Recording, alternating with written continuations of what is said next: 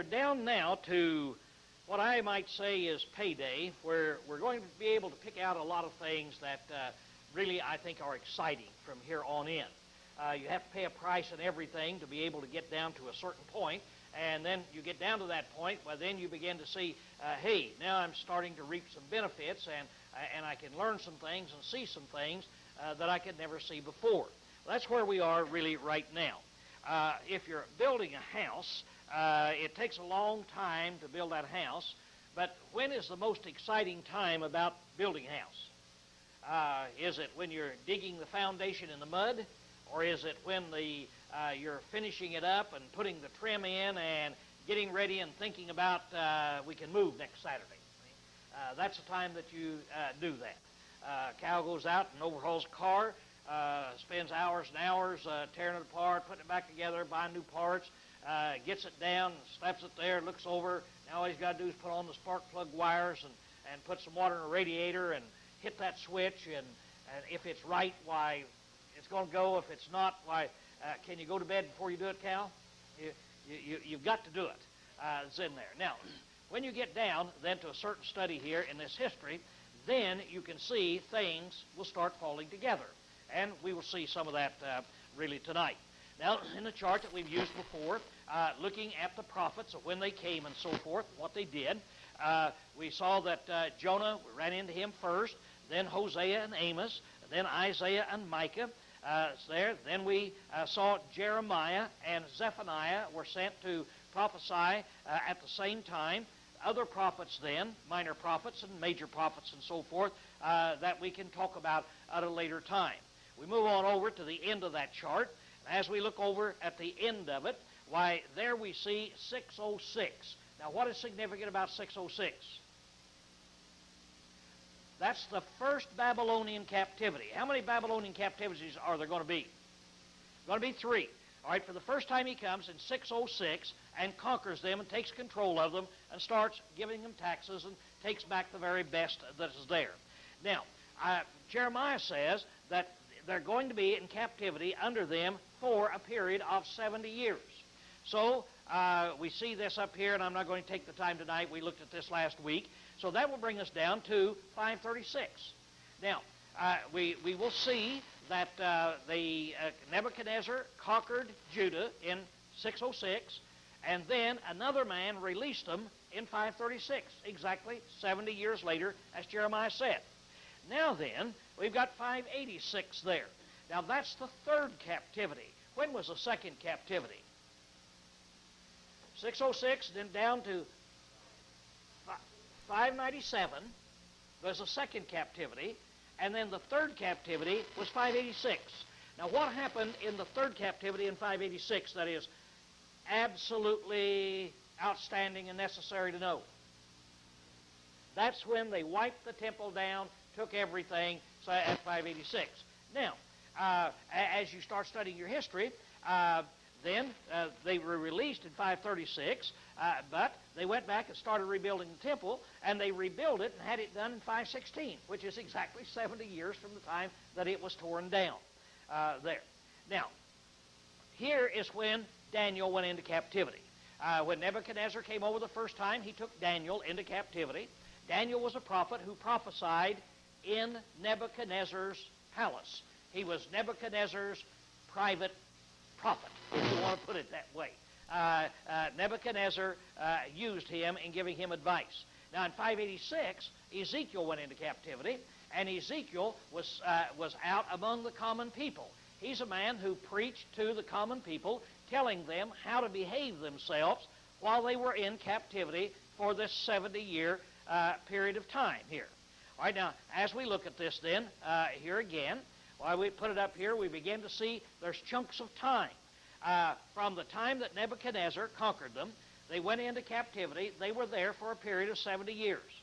Then they came out, and they were out for about 100 years in there, and there were prophets in that 100-year period of time. God sent some prophets to do certain things, and we'll be looking at them. Now then, in about 420, there were no more prophets sent. You remember the last prophet? We haven't studied them yet. I know, I just told you. The last prophet who prophesied down there in about 420, was Malachi. All right, then from Malachi on down to 0, down to Christ, there were no more prophets.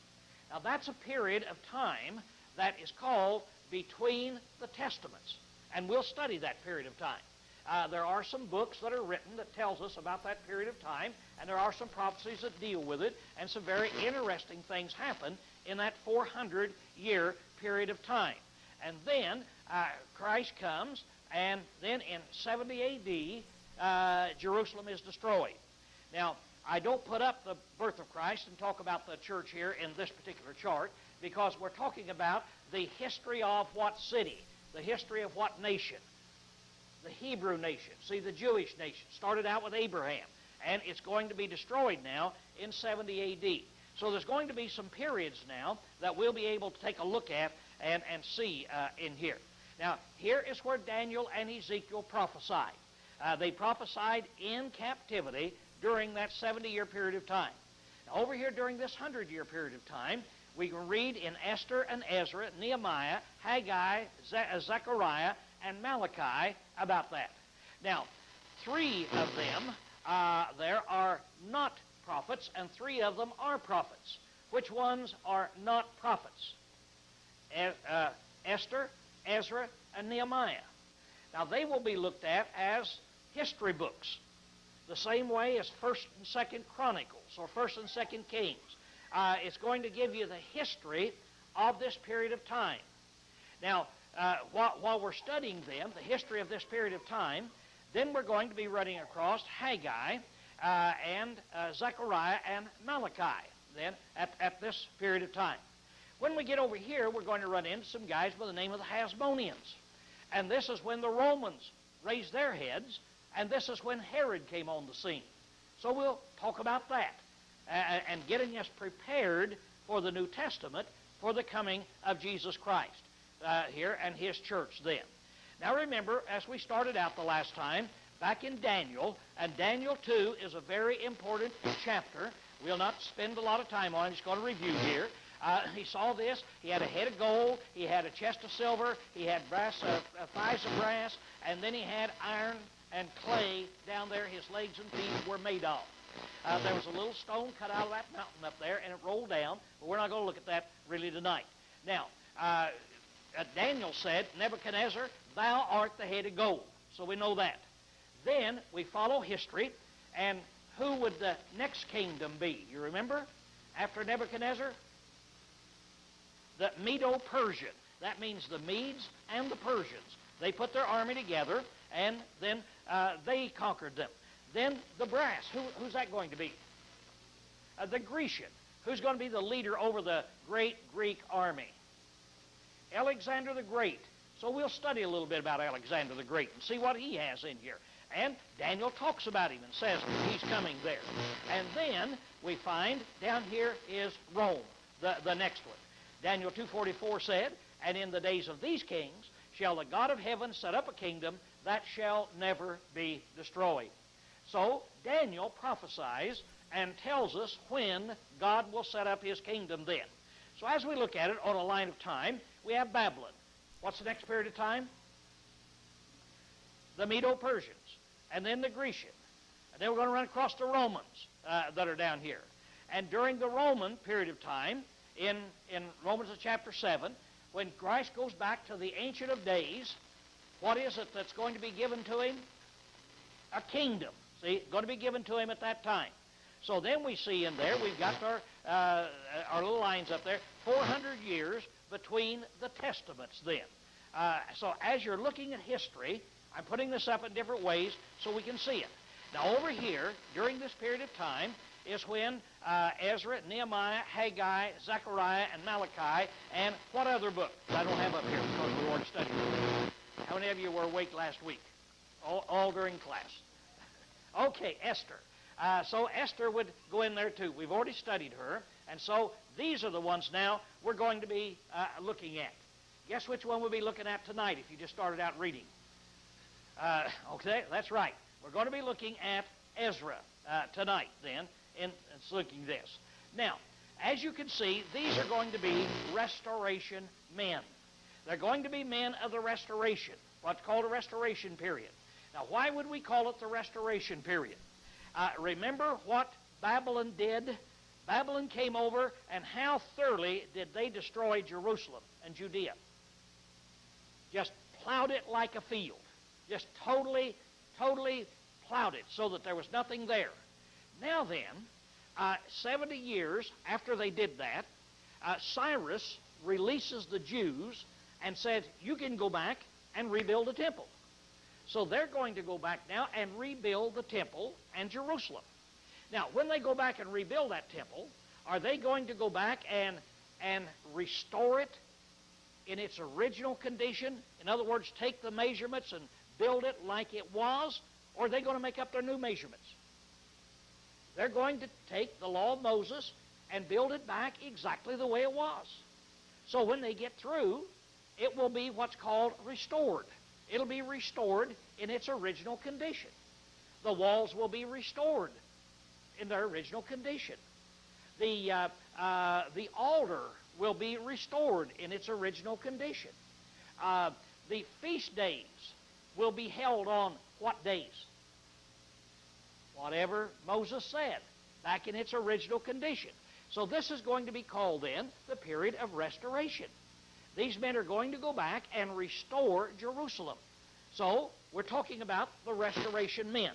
Now, as we turn, first of all, we're going to go to the book of Ezra. And we're going to study Ezra and Zerubbabel. Now, the interesting thing is, there is no book named Zerubbabel. There is a book named Ezra. So you can turn over to Ezra right now. As you turn to Ezra, in the first 6 chapters, Ezra is not even going to be mentioned because he doesn't exist. Hadn't even been born yet, I don't suppose. The first 6 chapters is going to be about Zerubbabel, the guy there by the name of Zerubbabel. Now, he's going to be the leader as they go back. What do you suppose would be the first thing if you were released and went back, and all of us, let's say just all of us took off, we're all heading over to Jerusalem, we're all Jews in Babylon, we're heading over to Jerusalem. When we get there, the Mount Zion and Jerusalem is just plowed like a field. What's the first thing you suggest we do? Okay, we're organized. You and I are the head, okay? What's this? Yeah, but I mean, what task? What's the first task we're going to do? What's the first job? There's so many things to do, isn't there?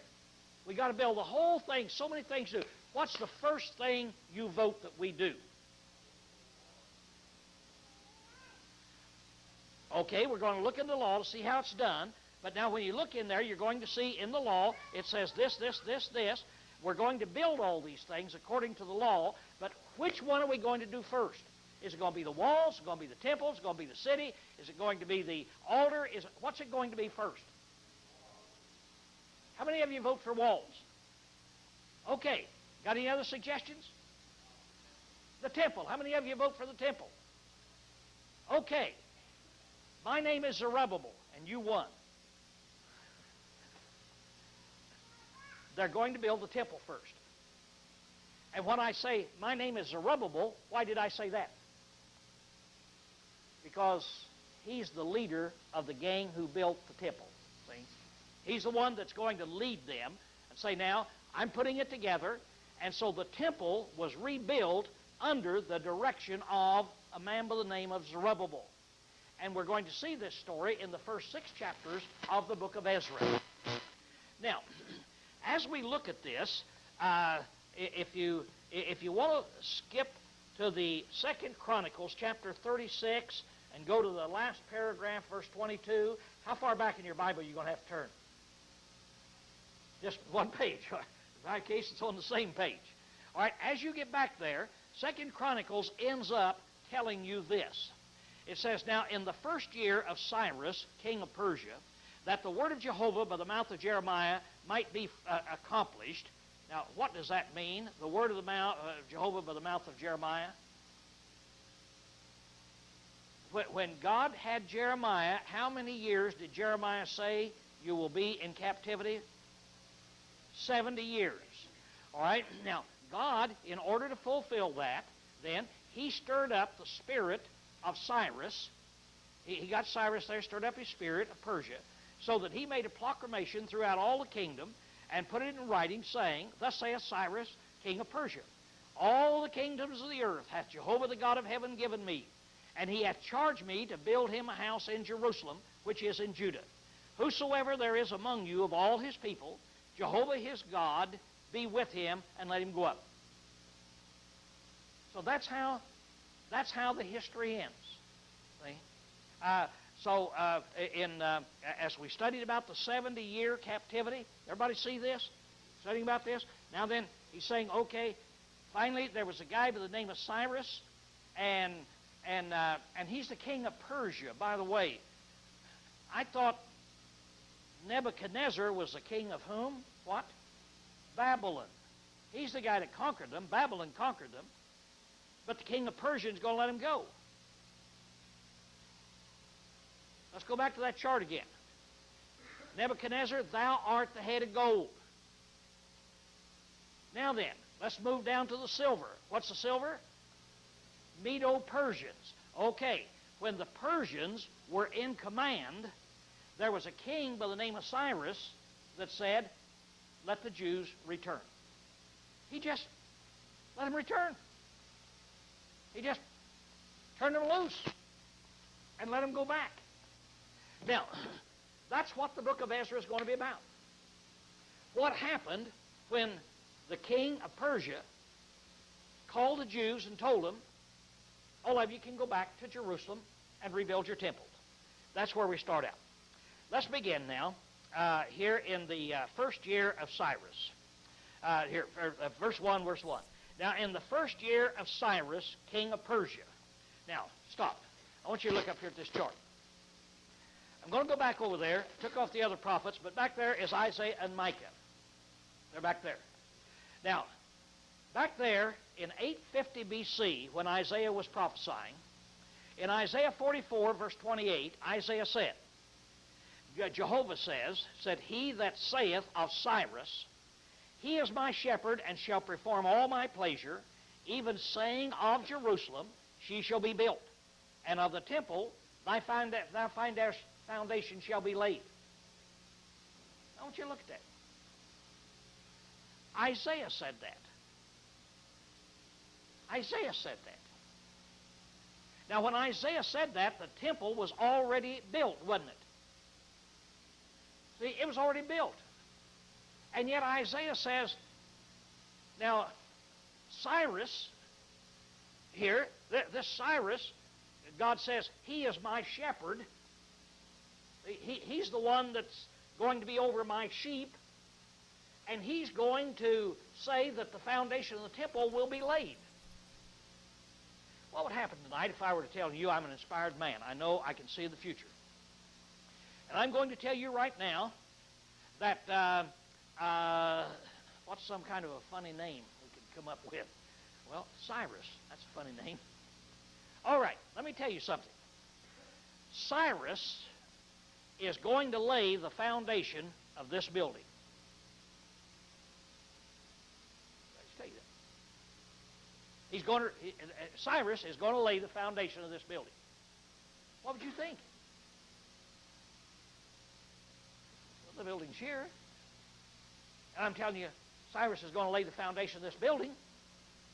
Now, by putting two and two together, we might be able to come up with something and think, it appears I know something about this building, don't I? I know the thing's going to be torn down some of these days, and then a guy by the name of Cyrus will build it.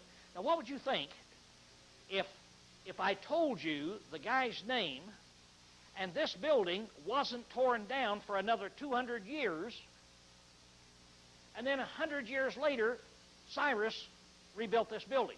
What would you think about me? That's what happened. Isaiah, in here, Isaiah gave this. Cyrus didn't come on until 536.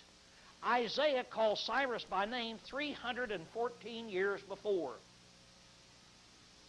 So, 250 years before Cyrus was ever born, Isaiah called him by name, and Isaiah said, he is going to give the command to lay the foundation of this temple. Then later on, Jeremiah tells about the temple being destroyed, how long it will be destroyed. Do you see now we can start putting some of these prophets together? And when you see this, then you can say, wow, you know, Isaiah prophesying 314 years before actually called the man by name. And now then tonight, you and I are going to be studying about that. We're going to be studying about it over in the book of Ezra here. Okay. Now, it starts out, in the first year of Cyrus, king of Persia, that the word of Jehovah by the mouth of Jeremiah might be accomplished, Jehovah stirred up the spirit of Cyrus, king of Persia. So it's something God did there, and Cyrus decided it would be the best for his command if he turned these people loose. So that he made a proclamation throughout all the kingdom and put it in writing, saying, Thus saith Cyrus, king of Persia, All the kingdoms of the earth hath Jehovah the God of heaven given me, and he hath charged me to build him a house in Jerusalem, which is in Judah. Whosoever there is among you of all his people, his God be with him, and let him go up to Jerusalem, which is in Judah, and build the house of Jehovah, the God of Israel. He is God, which is in Jerusalem. And whoever is left in any place where he sojourneth, let the men of his place help him with silver and gold and goods and beasts, and besides a freewill offering for the house of God, which is in Jerusalem there. So, I'm going to free all the Jews. Everybody go back. Everybody chip in. Pay the price. But, he goes on.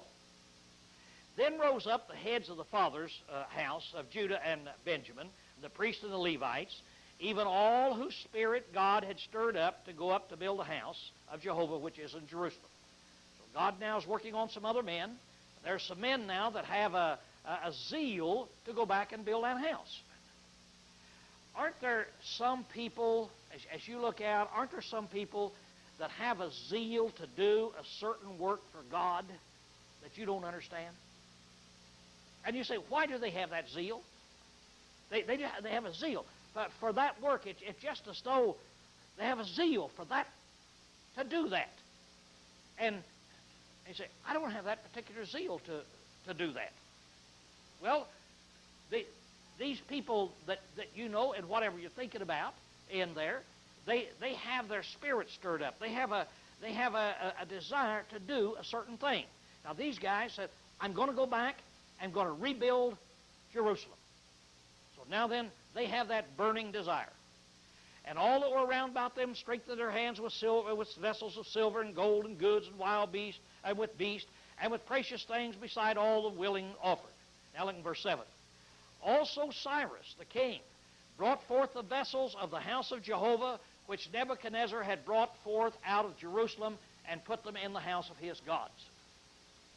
So remember when Nebuchadnezzar conquered it? Back there, in what year? What year did he take everything out of the temple? 586.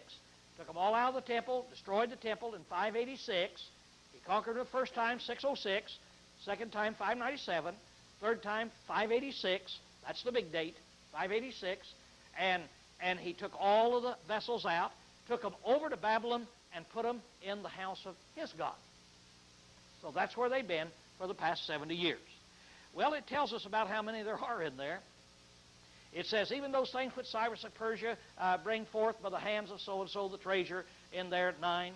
And this is the number of them, 30 platters of gold, 1,000 platters of silver, 9 and 20 knives, 30 bowls of gold, silver bowls of a second sort, 410, and other vessels 1,000. All the vessels of gold and silver were 5,400. So he said, give these 5,400 gold and silver vessels back to these people and let them take them back when they go back to rebuild that temple. Now then, in chapter 2, now these are the children of the province that went up out of captivity of those that had been carried away, whom Nebuchadnezzar the king of Babylon had carried away unto Babylon. So it names them. Look in verse 2. These are men who came with Zerubbabel. Now there's the guy. This is the guy that's going to rise to the top. This is the guy that's going to lead them back to rebuild the temple.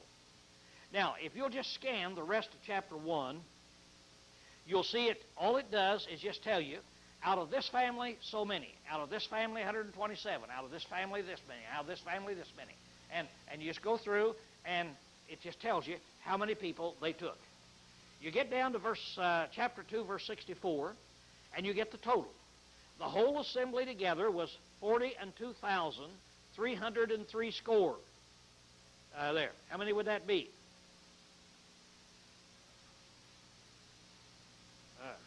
I'm not even trying to add it up. What is it? Okay, 65. Let's go on. And besides their men servants, their maid servants, of whom there were 7,337. They had 200 singing men and singing women. Now, how many of them are there? Okay, the genius I am, if I can read it, 49,897 when you add them up. So there's about 50,000 people then, of the Jews, that said, we're going to go back. So that's how many it takes off to go back to rebuild Jerusalem. Now let's go to chapter 3. And when the 7th month was come, and the children of Israel were in the cities, the people gathered themselves together as one man to Jerusalem. So they all come back, and they're unified. Then stood up Jeshua, not Joshua, but Jeshua, the son of Zoadak, and his brethren, the priest. So this guy's going to be a priest now. And Zerubbabel, the son of Shealtiel, and his brethren, and builded the altar of the God of Israel to offer burnt offerings thereon, as it is written in the law of Moses, the man of God. So they said, let's build the altar to start with. So they did that. Then it says, they set on the altar here in its base, they did all of that. And in verse 4, they kept the Feast of the Tabernacle as it is written. So they checked to see when that was supposed to be. It was right there, so they did that. Verse 6, from the first day of the 7th month began they to offer burnt offerings unto Jehovah, but the foundation of the temple of Jehovah was not yet laid. So they're back now, they're offering their sacrifices, they're starting to keep their feast days, but they haven't laid the temple yet. So they gave money then to the masons and the woodworkers and so forth to get ready for all this. Now in verse 8. Now in the 2nd year of their coming into the house of God, unto the house of God at Jerusalem, in the 2nd month began Zerubbabel, the son of so-and-so. So now Zerubbabel is going to take the charge. You skip down to the end of that verse. Zerubbabel to have the oversight of the work of the house of God. So Zerubbabel now will be the foreman of this job. He's going to be the one that sees that they rebuild that house. All right, it says then let's go to verse 10. And when the builders laid the foundation of the temple of Jehovah, they set the priest in their apparel with the trumpets, and the Levites, the son of Asaph, with cymbals, and praised Jehovah after the order of David the king. They sang one another, and they were happy, and so forth. And in verse 11, down about the middle, and all the people shouted with a great shout when they praised Jehovah, because the foundation of the house of Jehovah was laid. So now they've got the foundation. Everybody's happy. Look in verse 12.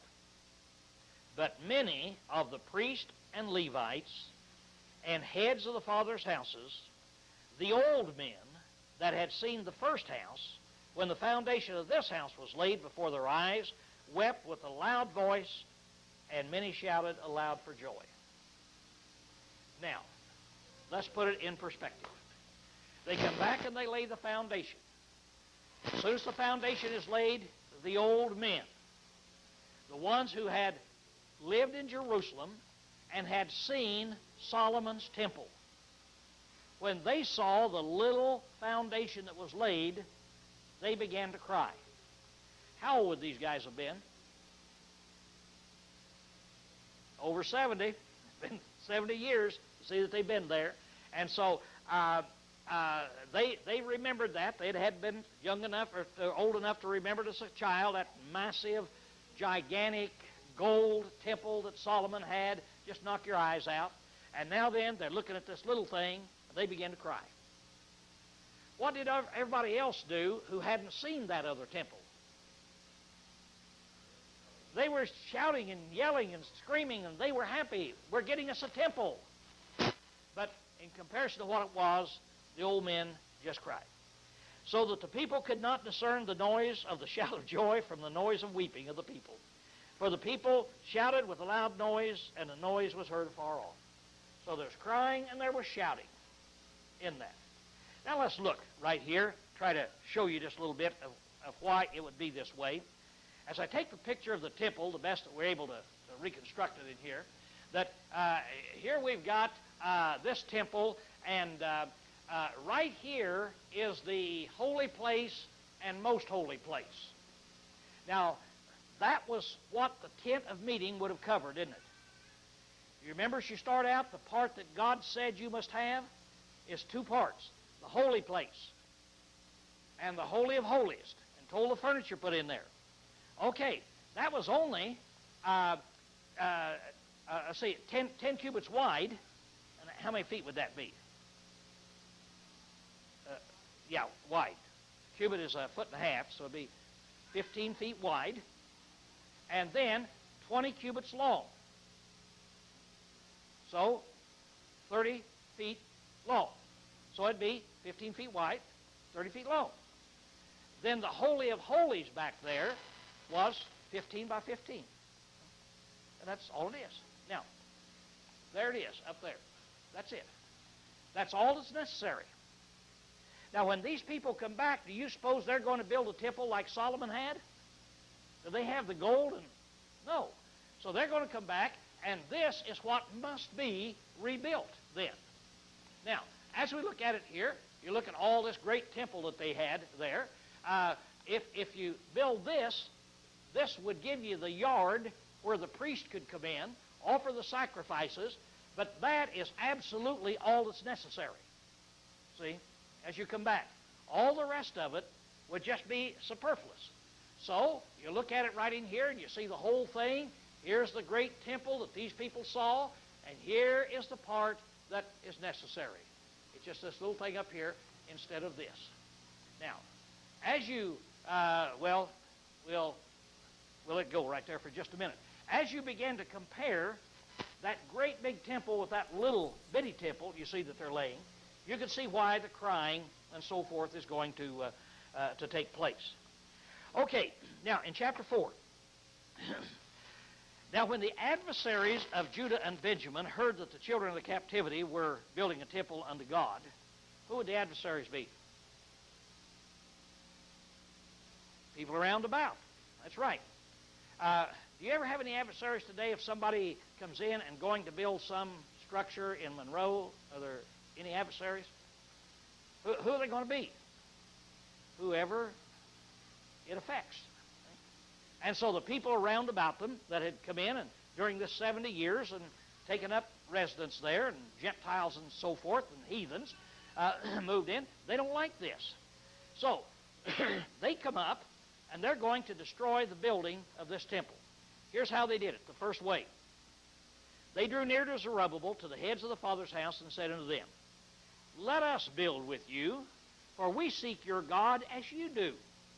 And we sacrifice unto him since the days of Esarhaddon, the king of Assyria, who brought us up thither. So we've started serving Jehovah. Let us help you do this. Now look at the response in verse 3.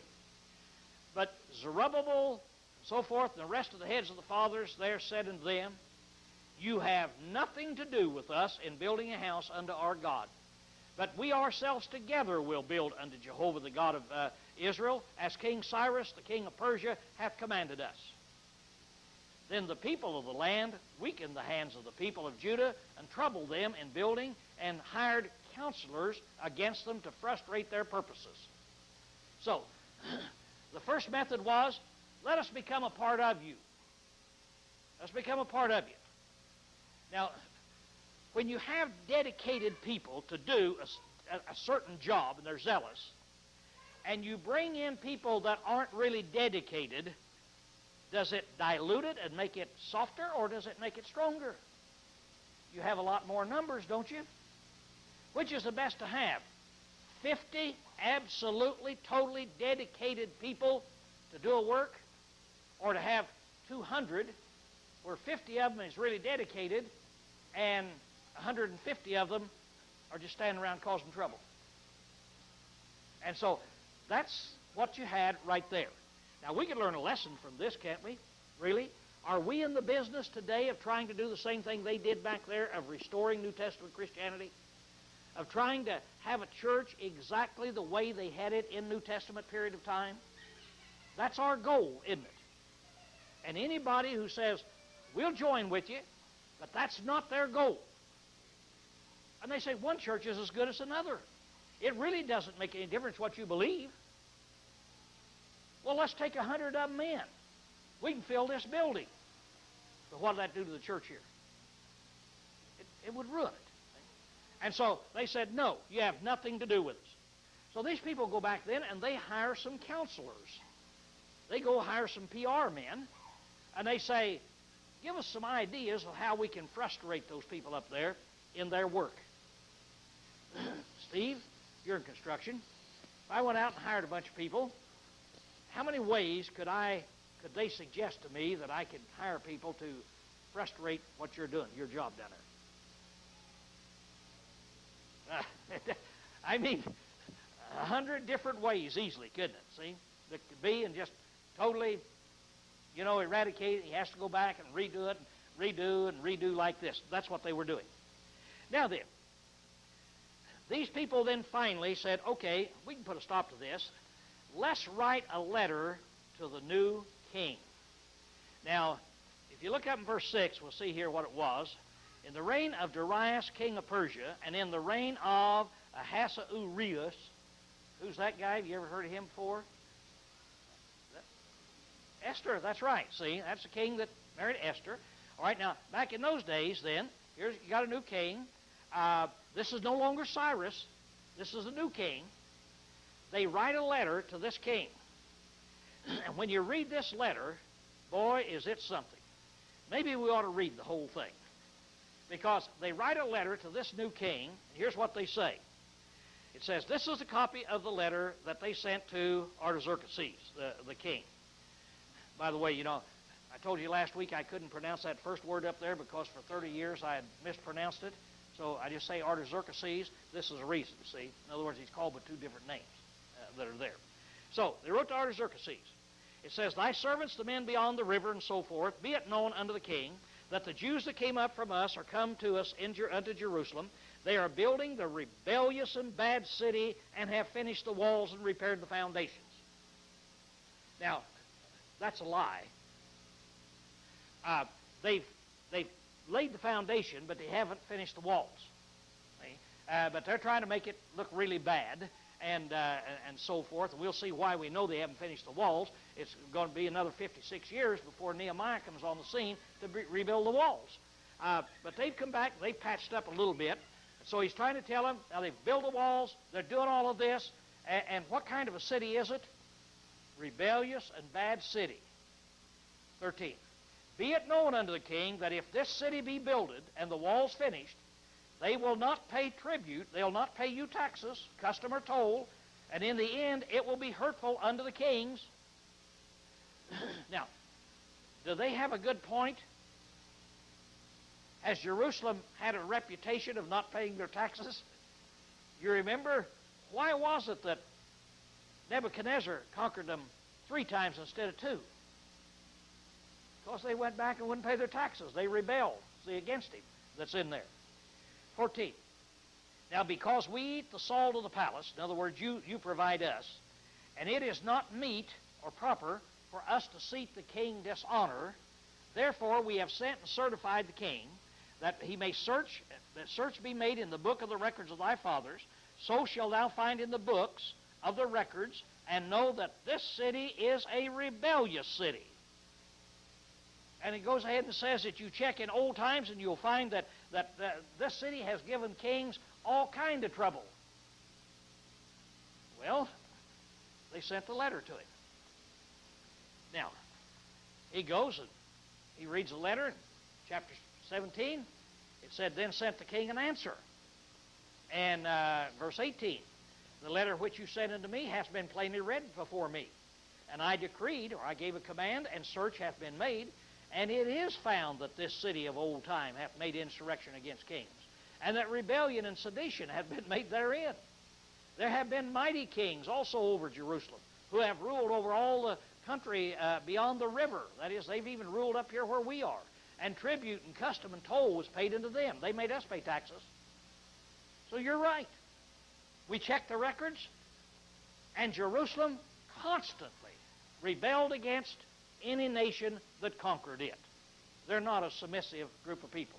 So he said in verse 21, make you now a decree to cause these men to cease, and that this city be not builded until a decree shall be made by me. Take heed that you be not slack therein. Why should the damage grow to the hurt of the kings? In other words, you, right now, go up and make a decree. This building is to be stopped right now. And you make it haste. You go up there and you do it right now. In my name. Boy, you can just see the glee on these guys' hearts. They head up. They're going to do that. And when the king of the Artaxerxes' letter copy was read before them, said they went in haste to Jerusalem unto the Jews and made them to cease by force and power. So they stopped them. Then ceased the work of the house of God, which is at Jerusalem, and it ceased until the 2nd year of the reign of Darius, king of Persia. So now, that worked. They had that letter, they go up, they take their armies, they stop. There's no building of the temple now. And it ceased until Cyrus died, and there was another king by the name of Darius. And he came on the scene. Now, that is a period of about 18 months. As you study secular history and see when these kings reigned and so forth, a period of about 18 months. So, they stopped this for about 18 months then. Now, how are we going to get it started again? What's going to happen? Things are looking bad. So in chapter 5, now the prophets, Haggai, the prophet, and Zechariah, the son of Iddu, prophesied unto the Jews that were in Judah and Jerusalem in the name of the God of Israel, and they prophesied unto them. Then rose up Zerubbabel, the son of Shealtiel, and Jeshua, the son of so-and-so, and began to build the house of God, which is at Jerusalem, and with them were the prophets of God helping them. So what did God do to the Jews and Zerubbabel to get them to building again? Sent 2 prophets, Haggai and Zechariah. Now, before you ever study those books, just close your Bibles right now, go home. You know what those books are about, don't you? As you start reading, you know what they're about. You haven't read a word in it.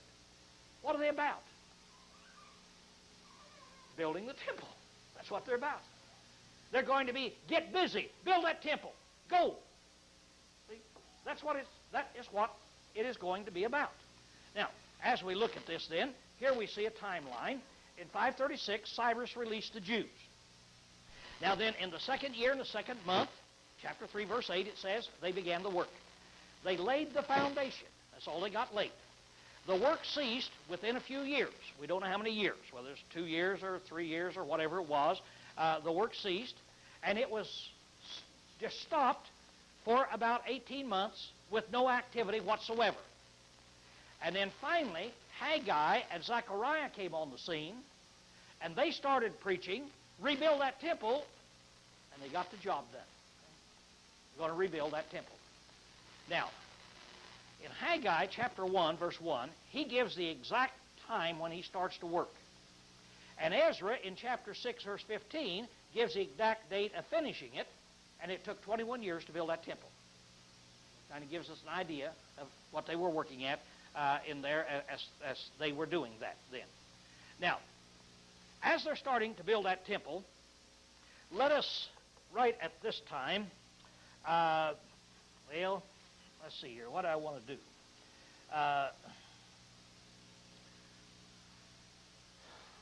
Whether I want to finish right in here before I go over there or not. Yeah, I want to finish with Ezra before I go on over to the next one right here. So back in Ezra, when Zechariah and Haggai came along, they started encouraging, build the temple, build the temple. So they then started building the temple again. Well, these enemies out there, they started then saying, what is the deal here with them building it? We need to write another letter to this new king. Now, the king's been changed. Now then it's Darius. So they're going to write a letter to Darius in verse 7, chapter 5, verse 7. They sent a letter unto him wherein it was written, unto Darius the king, all peace. So then he starts out, be it known that these guys are building that temple again. And you need to check on this, because what they are telling us now is they say that Cyrus released them and commanded them to build the temple. Now there's a little deal in here that we've got. There's an unusual thing about the law of the Medes and Persians. They had an unusual law. What was it about their law that they're known of? When you say the law of the Medes and Persians, if somebody comes up and I suppose the elders here make a decision. Somebody comes up and says, Lowell, I don't think that's a good way to do it. I think it should be this way. And I look at it and I see, you're right. That's a dumb decision we made. And I say, when we make a decision, it's the law of the Medes and the Persians. What does it mean? We're going to go ahead with it. You can't change it. So they had a law, it cannot be changed. Do you remember Esther? The law given, kill the Jews. They said, we can't change it, but you can make a new law. Okay, now Cyrus had made a law and it can't be changed. And it was, you're to go back and rebuild that temple and we'll pay for it. Now, so they write to him and they said, you better check a letter and you better see if Cyrus actually said that. So Darius goes back, he checks in the records, and then he goes in chapter 6. Then Darius the king made a decree, and search was made in the house of the archives of the treasure laid up in Babylon, and they found this roll. They found the record of this thing. And they found it in there where Cyrus not only said the Jews were to go back and build it, but Cyrus says they're to build it on a certain dimension, and Cyrus says we're going to pay for it. We're going to provide their needs. So Darius wrote these enemies a letter and says, you let those guys finish building it, and if anybody tries to stop them, I'm placing a curse on you. Man, he tells them down here in verse 11, also I have made a decree or a law that whosoever shall alter this word, if you don't help them build it, and if you don't pay for it, anybody tries to stop that, I've made a law, let a beam be pulled out of his house, and let him be lifted up and fastened on it. Remember what that looked like last week when we was talking about Esther? Pull out a big beam, put it up there, put a stake in it, just slap him on that stake that's up there, and let his house be made a dunghill, a manure pile, and the God that hath caused his name to dwell there overthrow all the kings and people shall be put forth their hand to the altar the same to destroy the house of God, which is in Jerusalem. I, Darius, have made a decree, let it be done with diligence. So you get back, you help those guys, you pay for it, and you get that temple built. So now the enemy is going to have to pay for it. Well, look at verse 14. And the elders of the Jews builded and prospered through the prophesying of Haggai and the prophet Zechariah, the son of Iddo. And they builded and finished it according to the commandment of the God of Israel, according to the decree of Cyrus. That tells when they finished it. So it's all finished. Now, it's finished in the 6th year of the reign of Darius. It's there. Skip down to verse 19. The children of the captivity kept the Passover until the 14th day of the month. They did this and that. Skip down to verse 22. And they kept the feast of the unleavened bread 7 days with joy, for Jehovah had made them joyful. And they turned the heart of the king of Assyria unto them, to strengthen their hand in the work of the house of the God of Israel. So it was built. Now, by the encouragement of these two prophets, that was built. Now, I want you to note this for us to get ready for next week. Next week, we'll look over at Haggai and we'll see in there some of the things they've said. But look in chapter 7. Now, after these things, in the reign of Artaxerxes, king of Persia, Ezra There's the guy that the book's named after, isn't it? Ezra. All right. There are 56 years between those two verses. As you study secular history of when these kings reigned, there's 56 years between them. Now, in the first 6 chapters, we've studied about the work of whom? What's the guy's name? Zerubbabel, rebuilding that. Next week, we'll start out with Ezra. Now, the temple's already been built, so Ezra is going to have a different job. See? And we'll take a little peek at Haggai and so forth and see what they did. Does everybody see how that thing fits in there to that? And I'll just have to wait till next week. They're out there to do this here. We'll wait till next week to do it. Okay.